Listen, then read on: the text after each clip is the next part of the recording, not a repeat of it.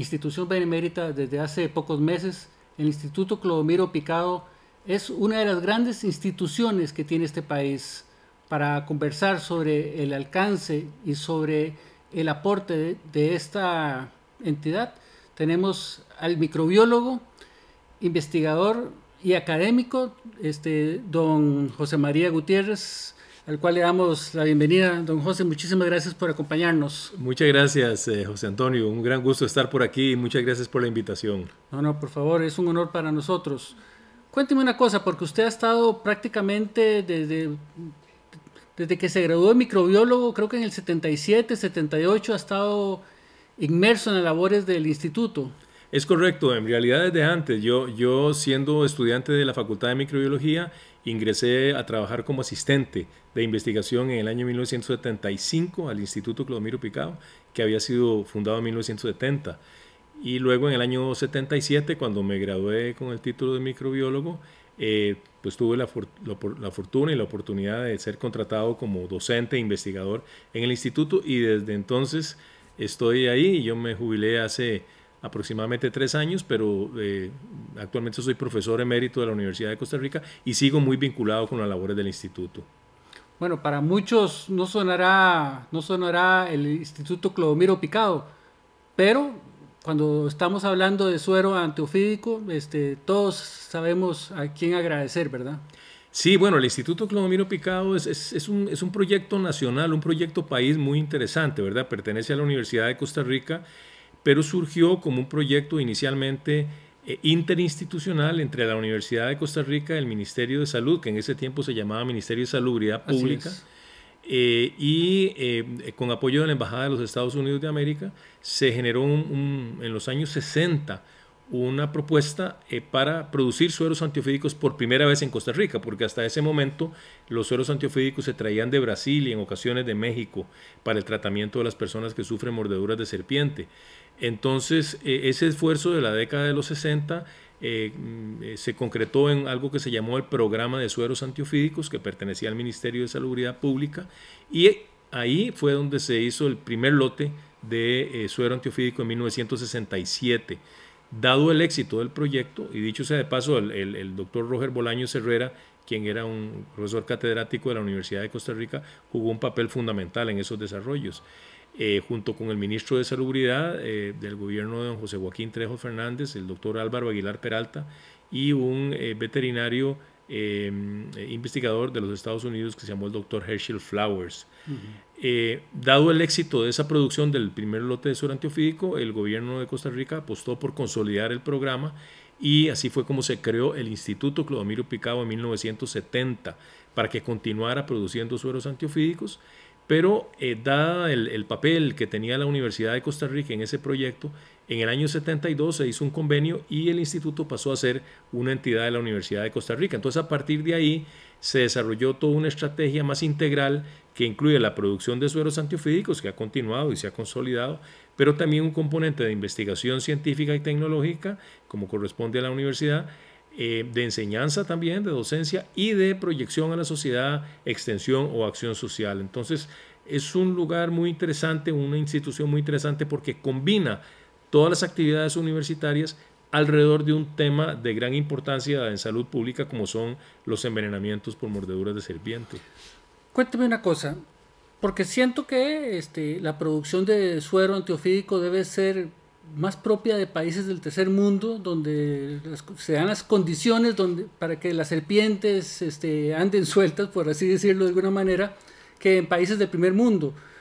Pero la producción que se realizaba de suero en nuestro país, ¿en qué momento pasa a ser producción para exportar? Porque me imagino que en el inicio lo que realizaba el instituto era una cantidad pensando en el consumo interno. Correcto, es así como lo está diciendo. En la década de los 70, cuando el instituto estaba arrancando, el objetivo era producir suero para Costa Rica, es decir, que el país fuera autosuficiente en ese medicamento. Y se producían alrededor de 10.000 viales de frascos de suero antiofídico al año, que era suficiente para la demanda del país. Sin embargo, conforme el instituto fue adquiriendo experiencia en la tecnología, en el desarrollo de antivenenos, en investigación, ya desde un principio existía esa vocación por proyectar la labor del instituto y de la universidad a un nivel más amplio que solo Costa Rica. Entonces, en la década de 1990 y sobre todo en la década del 2000, se extendió la producción de antiveneno para cubrir la demanda de todos los países hermanos de Centroamérica. Entonces se distribuye suero antiofídico a Belice, Guatemala, El Salvador, Honduras, Nicaragua y Panamá, además de Costa Rica. Posteriormente, con el mismo crecimiento de la investigación y el desarrollo tecnológico y la capacidad productiva, se abordó el mercado de Ecuador, y el instituto actualmente suministra todo el suero antiofídico que se necesita en Ecuador, y actualmente se está planteando la posibilidad de aportar también a Ecuador a Perú y a Colombia. Pero quizá uno de los proyectos internacionales más ambiciosos en términos de sueros antiofídicos del instituto fue la decisión de producir un suero antiofídico para el África subsahariana, que es un continente donde hay una crisis de abastecimiento de sueros antiofídicos enorme, y el instituto pues dio un paso al frente.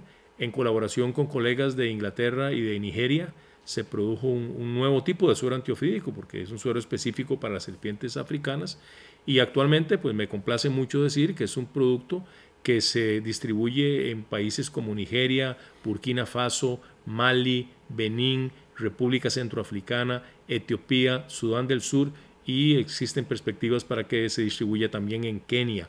Entonces ahí tenemos un aporte muy grande de la ciencia costarricense, de la tecnología costarricense, para resolver un problema más allá de nuestra frontera, más allá de nuestro continente, en una región con muchas necesidades como es el África subsahariana. ¿Y qué representa para las exportaciones de Costa Rica el suero antiofídico? Bueno, no tengo esa información en cuanto a económicamente qué representa. Es un producto de exportación importante, ¿verdad? Claro. De hecho, esto se coordina y se analiza con COMEX y con otras entidades que tienen que ver con comercio exterior. Es una proyección muy importante para la Universidad de Costa Rica, y aparte de ser una ayuda humanitaria, que es el objetivo fundamental del instituto, de salvar vidas, claro, porque estos envenenamientos ocurren sobre todo en poblaciones vulnerables de países de Asia, África y América Latina, pues la venta, la distribución de sueros antiofídicos genera excedentes que son reinvertidos en el mismo instituto y en la universidad para apoyar labores de investigación, producción, docencia y acción social. Ya casi entramos a hablar de las protagonistas, las serpientes. Me interesa saber cuántas personas trabajan en la actualidad en el instituto. Alrededor de 70 personas. Y el instituto, desde el punto de vista de organización, se divide en dos grandes divisiones. Lo que llamamos la división académica, que incluye las actividades de investigación científica, docencia y acción social, y la división industrial, que incluye las actividades de desarrollo tecnológico y de producción de suero antiofídico. Entonces, dentro de la división industrial tenemos, por ejemplo, una sección de caballeriza y bioterio, que tiene que ver con los caballos que se utilizan en la producción de suero, con animales de laboratorio para las pruebas de control de calidad, etc. Hay una sección de desarrollo tecnológico que se encarga de mejorar continuamente las tecnologías para la producción de sueros antiofídicos, desarrollar nuevos productos, etc. Hay una sección propiamente de producción de suero, que es donde se toma la sangre de los caballos y se lleva a un producto farmacéutico terminado. Hay una sección de control de calidad también, a donde se evalúa la calidad de los productos en el proceso y en el producto final. Entonces, todo un engranaje que incluye muy diferentes tipos de actividad, pero quizás lo importante de señalar es que es un engranaje que funciona de una manera muy integrada, muy unificada. Hay una cultura institucional en el Instituto Clodomiro Picado de compromiso con la misión del instituto. La misión del instituto la definimos como contribuir a la solución del problema de los envenenamientos por mordeduras y picaduras de animales ponzoñosos, mediante un esfuerzo de grupo que involucra actividades de investigación, producción, docencia y acción social. Entonces, alrededor de ese objetivo, de esa misión, nos organizamos y nos estructuramos todas las personas que trabajamos ahí. Hay un sentido de trabajo en equipo muy fuerte y un compromiso con los valores universitarios de la Universidad de Costa Rica de procura del bien común y de excelencia en el trabajo que hacemos. ¿Y cuál es el principal expertise de los científicos o de los investigadores que trabajan en el Bueno, afortunadamente el instituto ha logrado estructurar un elenco interdisciplinario, ¿verdad? Donde tenemos personas de microbiología, de biología, de química, de veterinaria, de farmacia, que interactuamos de una manera interdisciplinaria, Y eso le da una gran fortaleza al trabajo del equipo, ¿verdad? Porque cada quien aporta desde su perspectiva disciplinar y se genera entonces un entorno interdisciplinario muy, muy productivo. Debo señalar además que el instituto, aparte de profesionales, cuenta con funcionarios que en la Universidad de Costa Rica se llaman funcionarios administrativos, aparte de investigadores, hay funcionarios administrativos profesionales, otras que tienen funciones más bien técnicas, pero todos y todas, todos ellos y todas ellas forman parte de ese elenco, de ese conjunto. Todos ponen y todas ponen su mejor capacidad en el cumplimiento de las funciones, y eso es lo que ha logrado que se estructure un equipo muy, muy bien coordinado, muy bien, muy armonioso, mediante el cual pues logramos cumplir la misión tan demandante que es la misión que tiene el instituto, ¿verdad? Uh-huh. ¿Cuántos casos se presentan al año? Tal vez, no sé si maneja el dato Sí. de personas en nuestro país que sufren mordeduras de serpiente. ¿Cómo no? En Costa Rica más o menos 500 personas sufren mordeduras de serpiente según los datos de la Caja Costarricense de Seguro Social. En toda la región centroamericana estamos entre 4.000 y 5.000 casos. Pero si nos vamos, por ejemplo, a la región del África subsahariana, ya estamos hablando de decenas de miles de casos, ¿verdad? Entonces realmente es un problema muy importante. Es un problema que es catalogado como una enfermedad de la pobreza, porque afecta fundamentalmente a poblaciones vulnerables, trabajadores agrícolas y sus familias, que muchas veces carecen de voz política para incidir en las decisiones, en la toma de decisiones de carácter político, y por eso es una enfermedad que se ha considerado una enfermedad tropical desatendida, porque históricamente ha sido desatendida por entes de investigación, por las grandes empresas farmacéuticas, incluso por entes de política en salud pública. Afortunadamente ese no es el caso de Costa Rica, donde desde los tiempos de Clodomiro Picado a inicios del siglo pasado a este tema se le ha prestado atención. Contamos con un sistema de salud pública muy robusto, muy vigoroso, y contamos pues con un conocimiento científico y tecnológico. Todo esto combinado hace que en Costa Rica este tema no haya sido desatendido en lo más mínimo, sino que es un tema muy atendido y el país lo tiene bajo control. Por supuesto, siempre hay cosas que mejorar, pero Costa Rica se ha convertido en un ejemplo a nivel internacional de cómo atender este problema de los envenenamientos por mordedura de serpiente. ¿En algún momento, desde los 70 para acá, han tenido problema con alguna administración, algún gobierno que diga no es tan importante? ¿O siempre ha existido la conciencia de que lo que realiza el instituto es esencial? Sí. Vamos a ver, siempre ha existido la conciencia y la voluntad política de los diferentes gobiernos de que es una labor fundamental, de que es una labor esencial. Nuestra relación con los diferentes ministros y ministras de salud ha sido siempre muy buena. Últimamente hemos tenido relaciones muy buenas con el Ministerio de Relaciones Exteriores. De hecho, el instituto, como parte de una alianza con los Ministerios de Salud y Relaciones Exteriores, ha incidido en políticas internacionales a nivel de la Organización Mundial de la Salud. Sí debo decir que en ocasiones ha habido posicionamientos de parte de los sectores políticos dominantes de este país en el sentido de cuestionar algunas actividades de la Universidad de Costa Rica, cuestionar algunas de las concepciones sobre lo que debe ser la ciencia y la tecnología.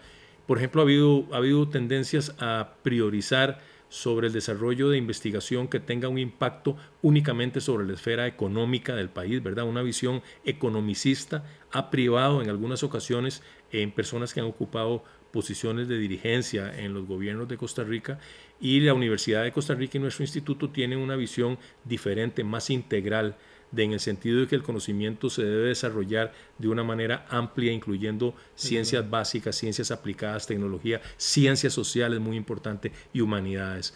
Entonces yo tal vez ahí sí he percibido una diferencia en las visiones sobre lo que debe ser el desarrollo científico y tecnológico nacional, entre visiones que han dominado la agenda política costarricense y las visiones que se tienen en la Universidad de Costa Rica y en nuestro mismo instituto. No obstante, esas discrepancias no han, digamos, impactado directamente en el trabajo del instituto, mayormente, puesto que la Universidad de Costa Rica es una institución autónoma, y esa autonomía ha sido algo muy importante para defender esa visión integral del desarrollo científico-tecnológico, gracias a que mediante esa autonomía pues la universidad define sus líneas de trabajo, sus prioridades, su filosofía de acción, de manera que esa autonomía realmente ha protegido al instituto. Yo creo que el hecho de que el instituto pertenezca a la Universidad de Costa Rica ha sido un elemento muy importante porque lo ha mantenido al margen de vaivenes políticos que han afectado a otras instituciones similares en otras partes de América Latina, cuya vinculación no está directamente relacionada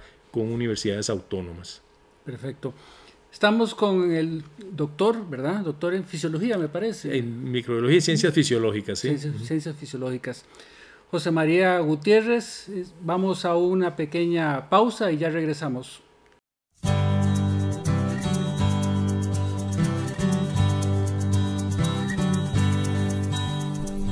Desde el año 1888, la Biblioteca Nacional Miguel Obregón Lizano recopila, conserva y difunde el patrimonio documental de Costa Rica, integrado por libros, revistas, periódicos, mapas, videos, música, archivos sonoros, fotografías, tesis y material lúdico, entre otros, publicado o producido en el país. Asimismo, conserva documentos sobre Costa Rica producidos en otros países, también obras de autores costarricenses publicadas o producidas en el extranjero.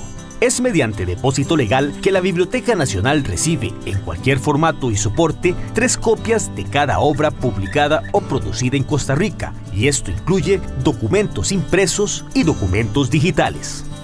La Biblioteca Nacional es un centro cultural y educativo que ofrece actividades gratuitas para el público de todas las edades, exposiciones, conferencias, cursos de alfabetización digital, talleres literarios, talleres de arte, conversatorios, conciertos, presentaciones de libro, visitas guiadas y muchas actividades culturales más. Oferta cultural y educativa presente en todo el país y el mundo mediante nuestro canal de YouTube.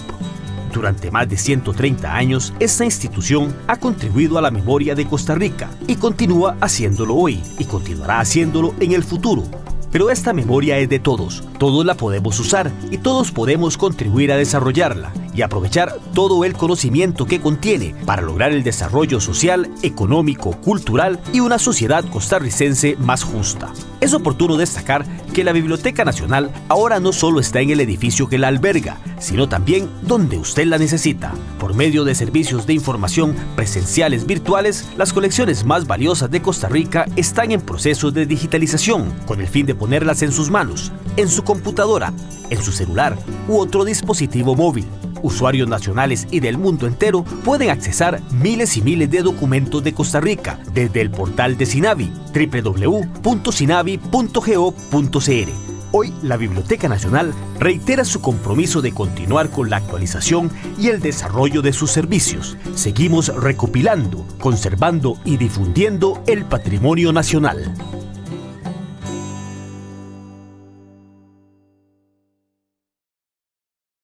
Estamos en Páginas Vivas, conversaciones de ayer, hoy y siempre, con el doctor, investigador y académico José María Gutiérrez. Estamos conversando un poco sobre el tema del suero antiofídico y el aporte del Instituto Clodomiro Picado.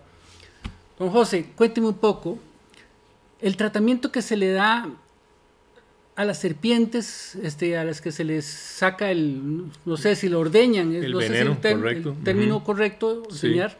Y luego ahora usted mencionaba a los caballos. ¿Qué tipo de cuidado se le da al caballo para que no tenga problemas?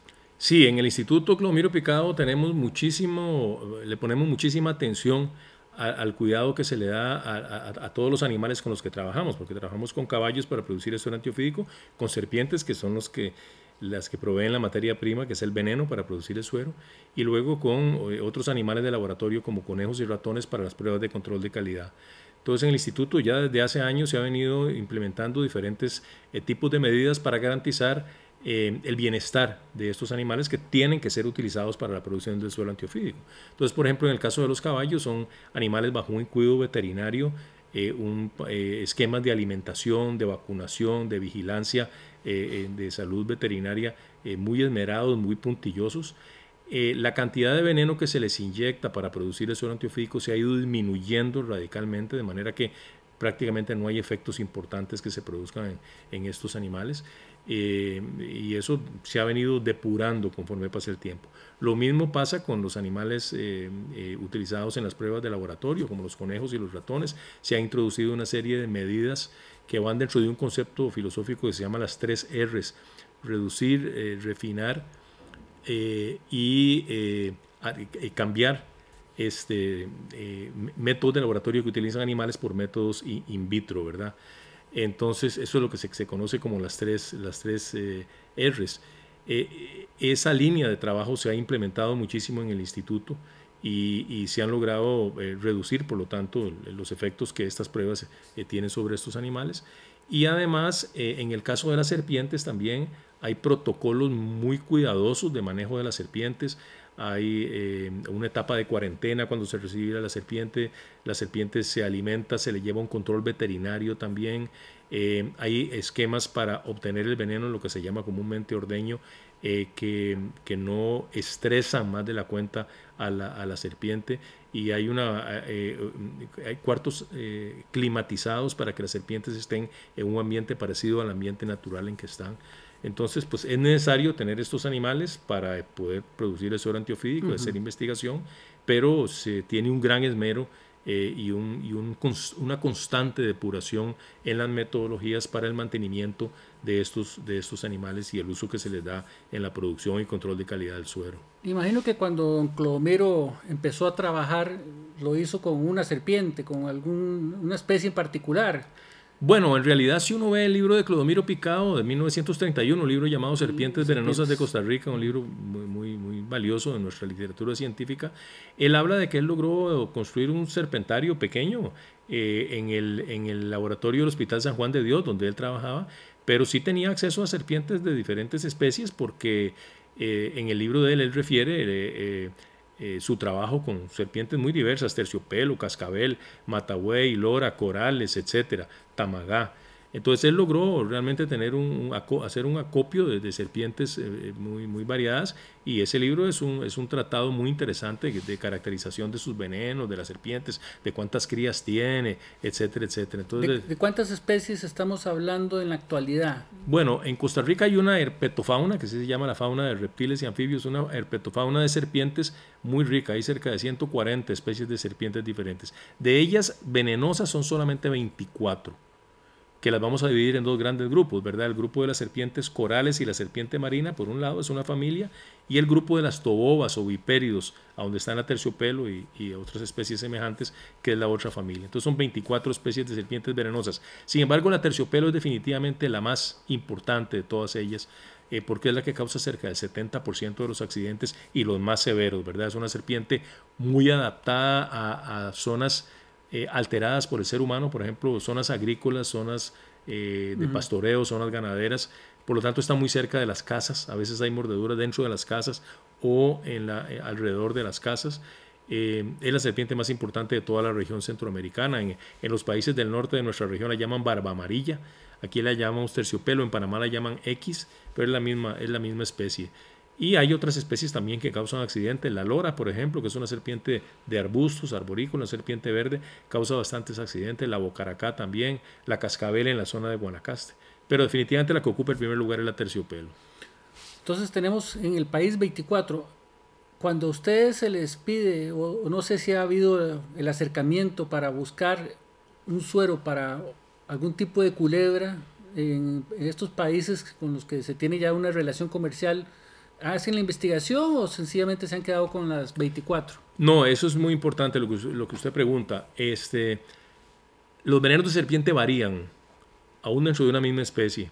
Entonces, cuando en el instituto vamos a iniciar la distribución de antiveneno a un nuevo país, hacemos una investigación muy cuidadosa, mediante la cual se obtienen venenos de las principales serpientes de ese país y se evalúa si el antiveneno producido en el instituto es eficaz o no contra esos venenos. De manera que cuando el instituto inicia la distribución de un antiveneno a cualquier país, ha habido un estudio previo que se llama preclínico, donde hemos evaluado si el antiveneno es eficaz. Por ejemplo, eso lo hemos hecho para todos los países de Centroamérica, eso lo hemos hecho para Ecuador, a donde distribuimos regularmente, también para Colombia, para Perú, y otros países. Y cuando se coloca el suero antiofídico en alguno de esos países es porque hay una evidencia robusta que indica que funciona. Por ejemplo, el suero, hay dos tipos de suero antiofídico. El llamado suero polivalente, que es el que funciona contra todas las serpientes de la familia de la terciopelo, y el suero anticoral, que funciona contra las serpientes corales, que es el otro grupo de serpientes venenosas que hay. El suero anticoral funciona en Centroamérica, no funciona en Sudamérica, por diferencias con los venenos sudamericanos. Entonces nosotros no distribuimos ese suero a Sudamérica. Lo mismo, el suero que se produce para África, el antiveneno africano, es un antiveneno que se hace con venenos de serpientes de África, de manera que es un antiveneno específico para las serpientes de África. Y a la hora de iniciar la distribución en un nuevo país africano, pues se evalúa si ese antiveneno es eficaz o no. En eso se tiene mucho cuidado, porque esa variación que tienen los venenos, que a veces es grande, puede afectar la eficacia de un determinado suero antiofídico. ¿Qué pasa con esos animales que son traídos para ser ordeñados? No, nosotros no importamos ningún animal exótico. Esos venenos se compran comercialmente. Hay un laboratorio en Francia que tiene serpientes de todo el mundo y a ellos se les compra ese veneno, o a veces colaboraciones con investigadores que comparten el veneno con nosotros, pero en el instituto no se tiene ninguna serpiente exótica, digamos. ¿Y quiénes son las personas que ordeñan a las serpientes? Bueno, como parte de la división industrial del instituto hay una sección que es la sección de serpentario, a donde tenemos un grupo de compañeros y compañeras muy calificados y calificadas que se encargan de mantener las serpientes, de alimentarlas, vigilarlas y también obtener el veneno mediante ese proceso que se llama ordeño, de manera que son personas muy calificadas y entrenadas para esa función. Ahora bien, una serpiente puede ser ordeñada ¿desde qué edad hasta qué edad? Porque me imagino que ya una serpiente con una edad mayor debe ser más difícil. Sí, la serpiente es muy interesante. Las serpientes desde que nacen ya tienen veneno, porque es una adaptación que requieren para alimentarse y para defenderse, ¿verdad? El veneno tiene una función de alimentación, de atrapar presas, pero también de defensa. Entonces, desde que las serpientes nacen ya vienen con veneno. Sin embargo, la cantidad de veneno que se le puede obtener a una serpiente recién nacida es muy pequeñita. Se obtiene, a veces cuando se obtiene es básicamente para investigación. El veneno que se obtiene de manera más sistemática para producción de suero antiofídico es de serpientes adultas, ¿verdad? Bueno, digamos, los compañeros y compañeras del serpentario tienen un programa de ordeño de las serpientes, está muy bien estructurado. Ahora no tengo detalle de con qué frecuencia se hace, pero no son muchas veces al año para no digamos, estresar excesivamente a la serpiente. Y hay todo un protocolo de manuales de cómo se debe hacer la extracción, de cómo se preparan pools o mezclas de venenos, de cómo se procesa el veneno, de qué control de calidad hay que hacerle. En fin, todo eso está muy estudiado muy meticulosamente.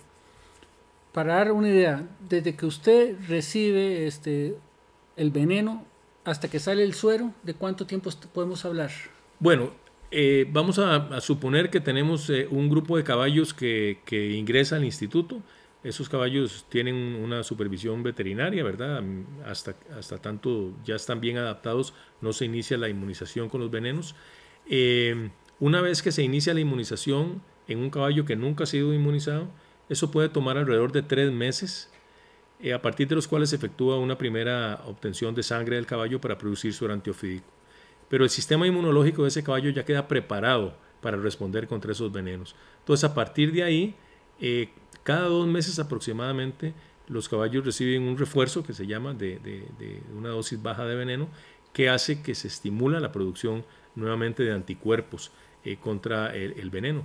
Y entonces esos caballos son sometidos a un proceso de sangría, de obtención de sangre, en un volumen que no les afecta su condición fisiológica, y a partir de esa sangre es que se van produciendo los diferentes lotes de suero antiofídico, ¿verdad? La sangre está compuesta por glóbulos rojos, glóbulos blancos y un líquido rico en proteínas que se llama plasma. Ahí es donde están los anticuerpos que neutralizan el veneno. Entonces lo que se hace es cuando se obtiene una bolsa de sangre de un caballo, se le devuelven los glóbulos rojos y en el instituto nos dejamos el plasma que va al laboratorio y es utilizado para la purificación de los anticuerpos. El plasma tiene muchas proteínas, De manera que es necesario purificar exactamente los anticuerpos, que son las proteínas que tienen capacidad para unirse a las toxinas del veneno y neutralizarlas. Entonces, de esa manera es que se produce el suero antiofídico. Una vez que se obtiene la sangre del caballo, el proceso de producción de un lote puede tomar una semana y, digamos, una semana más el proceso de control de calidad. De manera que relativamente rápido. Es relativamente rápido porque es una tecnología que se ha ido depurando con el trabajo de las compañeras y compañeros del Instituto de Producción y de Desarrollo Tecnológico. Me voy a salir un minuto del tema de las serpientes porque, según recuerdo, durante la pandemia el instituto quiso echar una mano. Yo no recuerdo en qué terminó. Intentaron buscar una solución, un antídoto al COVID. Muchas gracias por traer eso a colación, don José Antonio. Efectivamente, cuando tuvimos la emergencia de la pandemia, pues muchos centros de investigación de la Universidad de Costa Rica dimos un paso al frente para ofrecer soluciones desde nuestras perspectivas disciplinares diferentes, y el Instituto Clodomiro Picado se planteó la posibilidad de producir un suero contra COVID-19. Ese fue un esfuerzo interinstitucional donde participó el Instituto, la Caja del Seguro Social, el Ministerio de Salud, el INCIENSA, que es una entidad del Ministerio de Salud, la Facultad de Microbiología de la Universidad de Costa Rica y algunos grupos internacionales que nos apoyaron. Entonces lo que se hizo fue obtener comercialmente proteínas del virus, del SARS-CoV-2, especialmente una proteína que es como una espícula, que es la que se une al receptor en las células, con la idea de inmunizar caballos, inyectar esa proteína en caballos. Esa proteína es totalmente inocua si está sola. Inyectarla en caballos, el caballo produce anticuerpos contra esa proteína y la hipótesis era que esos anticuerpos iban a bloquear la acción del virus. Bueno, gracias a un esfuerzo otra vez de grupo de muchas personas con un gran nivel de compromiso, eso se logró en un tiempo récord de 4 meses. O sea, ese producto estuvo listo en 4 meses, se evaluó en Costa Rica y se envió a evaluar a un laboratorio especializado en virus en Estados Unidos, y el resultado fue excelente. De manera que ahí, cumplimos con esa fase que se llama preclínica. A partir de ahí, y en colaboración sobre todo con un grupo muy destacado de médicos y médicas de la Caja Costarricense del Seguro Social, se planteó ante la Caja un proyecto de investigación clínica, un ensayo clínico que se llama, para probar la eficacia y la seguridad de ese producto. Ese ensayo todavía se está desarrollando, es complicado, es complejo efectuar un ensayo clínico, todavía se está desarrollando y probablemente los resultados estén en una fecha próxima. No tengo la información exactamente, pero la idea es evaluar si ese producto es seguro y es efectivo para personas que sufran la infección de COVID-19. Interesante esto. Tengo una duda ya para ir cerrando, don José. Hay unas pequeñas ranas de colores en nuestro país que entiendo son sumamente venenosas. ¿Se ha trabajado con este tipo de animales? Además de serpientes, hay sapos, hay ranas. Bueno, hace relativamente poco ingresó a trabajar al instituto una compañera, una investigadora, Jennifer Stinowski, quien trabaja precisamente ese tema, el tema de las ranitas venenosas, que es un tema muy interesante porque son toxinas muy diferentes a los de los venenos de serpientes. Estas son toxinas que estas ranitas adquieren de su dieta. Ellas, digamos, no las sintetizan directamente en la mayoría de los casos, sino que las adquieren de sus dietas. Son moléculas que están ya sea en las plantas o en los insectos de los cuales estas ranitas se alimentan. Y las ranitas procesan estas moléculas y las ubican en su piel y en algunos órganos. Ellas son resistentes a estas toxinas, pero constituyen un mecanismo de defensa para animales que quieran comerse estas ranitas. Entonces son moléculas muy interesantes y de hecho de algunas de ellas muy potentes en su toxicidad. De algunas de ellas se han derivado drogas y medicamentos y moléculas interesantes para la investigación también.